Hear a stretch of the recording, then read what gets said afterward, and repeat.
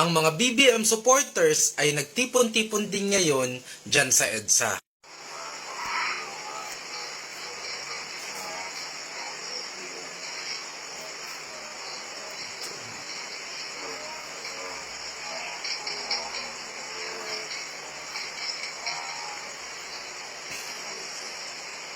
So sa pangungupal nyo sa ginawa ng mga Duterte supporters dyan sa EDSA, eto na yun. Sa more than 4 days nyo na pananawagan, pag-organize at paghahanda, yun na ang maipapakita nyo sa amin? Actually, may mga nagpapalusot pa sa mga post na partida daw, biglaan pa yan. Maliban sa post na to pero paano naging biglaan if you have more than 4 days to actually organize this event? Ang totoong biglaan ay yung mga ginawa ng mga Duterte supporters na bigla na lang nakita na padami ng padami ang mga tao na nagstay at tumatambay dyan sa EDSA Shrine. Walang plano-plano, biglaan talaga until sa araw-araw ay parami ng parami ang pumupunta at talagang nagtatagal doon. Kung hindi nga lang yon pinigilan ng mga otoridad at ng mga establishmento na nakapaligid doon, baka hanggang ngayon papuno ng papuno ang EDSA na yan. Sa totoo, benefit pa nga namin na nagtipon-tipon kayo sa sarili nyong initiative dyan sa EDSA. Kasi kung halos singdami lang ang mga Duterte supporters at BBM supporters dito sa NCR, sobrang gandang balita na yun. Kasi kung tutuusin, dito lang sa Luzon, pwedeng umangat si Bongbong Marcos sa mga Duterte. Kasi alam naman natin na ang mga Duterte ay malakas talaga sa Visayas at sa Mindanao. Imagine, kung malakas ang mga Duterte sa Visayas at sa Mindanao, at dito sa Luzon ay magkasing dami ang mga Duterte supporters at BBM supporters, magandang balita yon. Maliban pa yon sa consideration na ang mga Duterte supporters ay nagtipon-tipon ng biglaan at walang plano-plano, while ang mga BBM supporters ay almost 1 week na naghanda. Sige nga BBM supporters, ipakita nyo nga sa amin na kaya nyo ding gawin yung mga ginawa ng Duterte supporters. Magstay kayo dyan ng ilang araw. Kaya nyo ba? O pag-uusapan nyo pa, depende sa kontrata. Kaya maraming salamat BBM supporters. Because of this, naintindihan namin that you can only produce this much sa loob ng ilang araw na paghahanda dito sa NCR. Ito ay numero na kayang-kaya naming tapatan at di hamak na lagpasan sa isang biglaang usapan. Yan ay dito sa NCR. Paano kung maisama pa natin ang Visayas at Mindanao kung saan mas malakas ang mga Duterte? Mga nagrally, huli sa video, binabayaran. Oo, tama kayo sa narinig nyo, binabayaran pala. Etong nakaraan, may nakita po tayong video ay pro-BBM daw itong mga nagrally. Pero nagtatanong ako, bakit nakatakip ng muka? Diba? Ano naman, kampi naman sila sa gobyerno. At yung nakaupo ang kinakampihan nila, bakit nakatakip ng muka? Ibang-iba doon sa mga sa kabila na nagrarally na walang mask, talagang may paninindigan. Nakikita natin may paninindigan. Ito kasi nagtatakip ng muka. Pero mayroon tayong nakitang video na kung saan may bayarang nagaganap. Hindi natin sinasabing ito sila, nagrally, pero mga nakakulay pula. At dyan sa video na yan, ang sabi daw, mga pro-BBM supporters nung nagrally nitong nakaraan. At hindi na naulit pa kasi nilangaw pala. No, ito panoorin po natin ang bayarang nagaganap sa naon. Ilan? 14 po kayo? Kayo na ibibigay? Sa leader. 7,000 natin. Ate, Ayan ah. Hawak mo, Bi.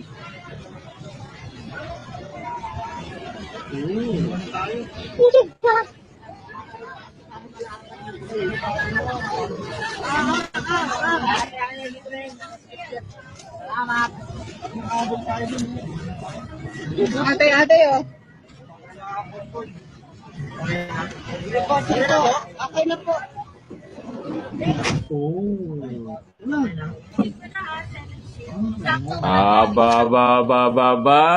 Sana all naman talaga. O sa mga binuking natin dyan na mga bayarang vloggers, yung 1530. Ipagtanggol nyo yan. Baka pwede nyong sabihin, kitang-kita yung money-money, mga kwartahan.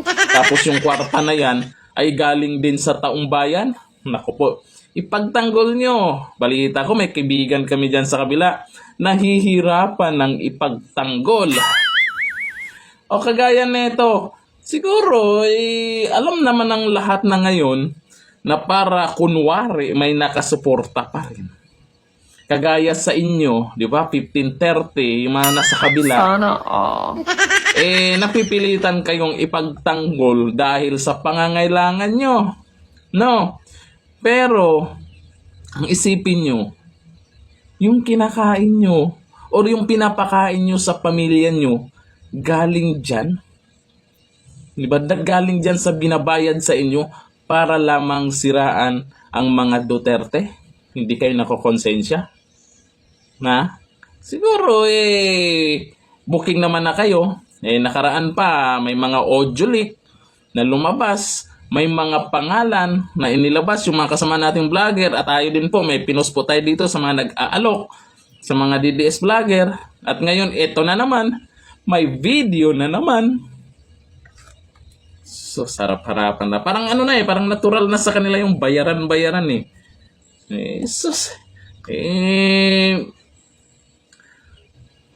nakikita naman natin kung sino po yung mga nag-rally dyan na may paninindigan talaga kung ano talaga yung pinaglalaban nila. Hindi kagaya ng iba. Kwarta. Hanggang dito na. Thank you. Bye-bye. Natutunghayan po ninyo, itong marcha na ito ay laban ng sambayanang Pilipino para sa kabulukan ng ating gobyerno. Kaya kasama po namin nagmamarcha ang ating senador.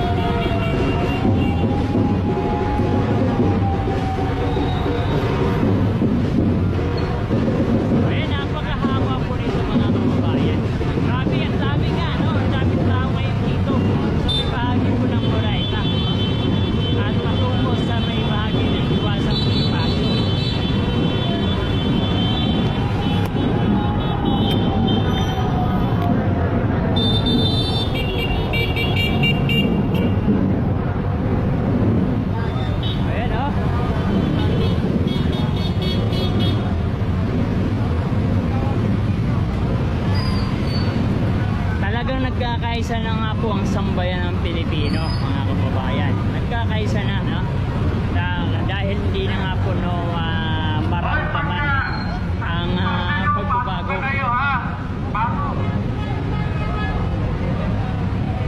Ayan, no? Kilos ang Pagbabago Lead Organization Incorporated, no?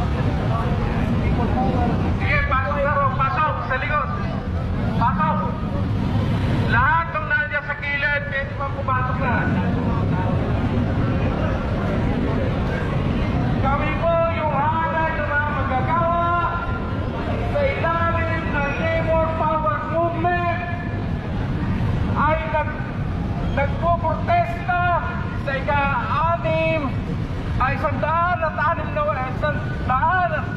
161 ang arawan ni Andres Bonifacio. Hindi pa natatapos ang sinimulan revolusyon ni Bonifacio. Kaya kami ngayon nandito sa lansangan para isagaw. Bumaba na ang nakaupo dyan sa Malacanang dahil wala nang karapatang maumong dahil unlimited ang nakawan ngayon dito sa ating gobyerno. Kaya papunta po kami dito sa Pagpagyo para doon magsagawa ng programa.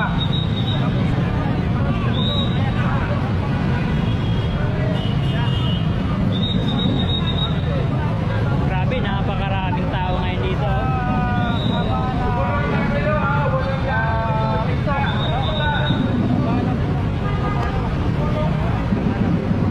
Ayan ang mga kababayan, makiisa na rin kayo.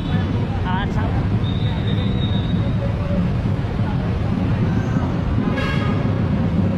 kasama rin na po natin dito si Attorney Vic Rodriguez.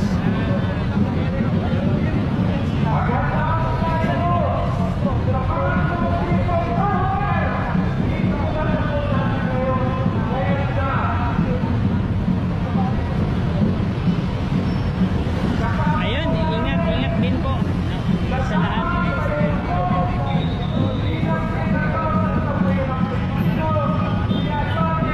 Vic Rodriguez. At kasama rin po namin Senator Tito at Jesse Olivar.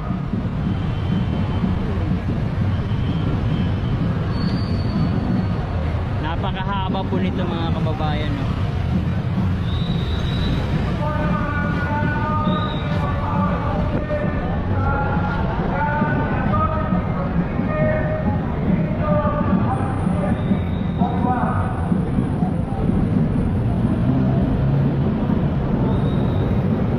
So sa makikiisa, dito po yan, no? Nagsisimula na po tayo maglakad dito sa may bahagi po ng recto at papunta po tayo going sa may bahagi po ng Diwasang Bonifacio. Kasama natin si Attorney.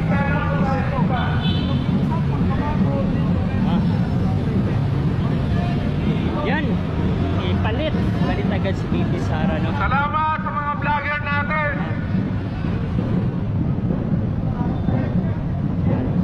Napakarami nito mga kababayan, no? Kaya kayo, makisa na rin kayo, sama-sama po tayo.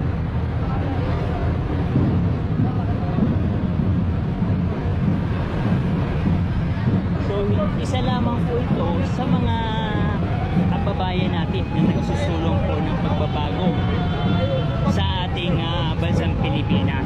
At ito ay Natutunghayan po ninyo, itong marcha na ito ay laban ng sambayanang Pilipino para sa kabulukan ng ating gobyerno. Kaya kasama po namin nagmamarcha ang ating senator, si Attorney Vic Rodriguez.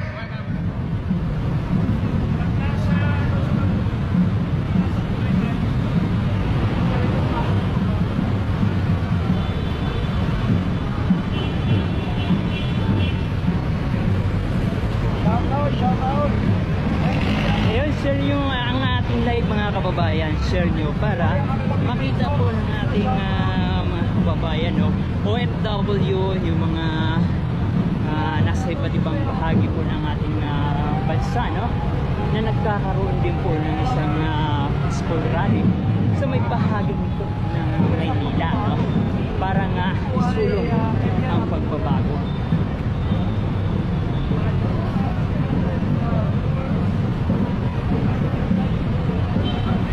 So napakarami niyan. Ito ba mga kababayan, yung sa may bahagi ito, no? Mga nakamotorcycle natin, kasama din po natin yan. Nandun na sila, meron din mga nakasakyan na una, pero yung mga naglalakad natin mga kababayan ay ito.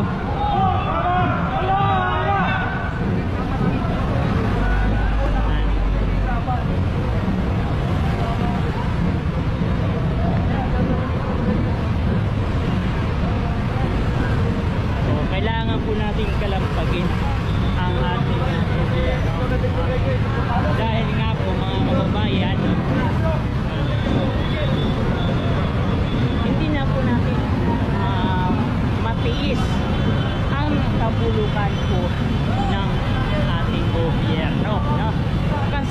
kababayan, kung napapansin niyo po sa ating gobyerno ay bilyon-bilyon po ang ginagasto ng ating gobyerno.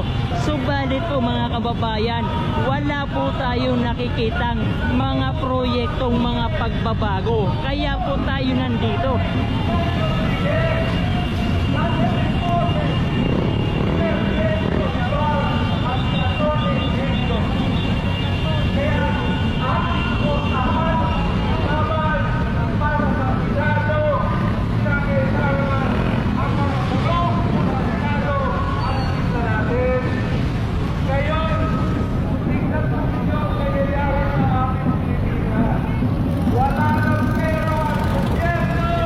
Wala ng pera, binubos na nila.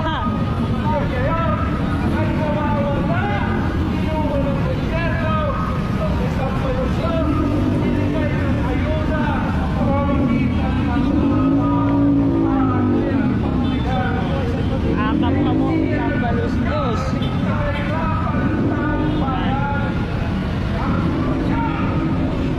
Grabe. Ito talaga mga kababayan, peaceful rally lamang po ito, no?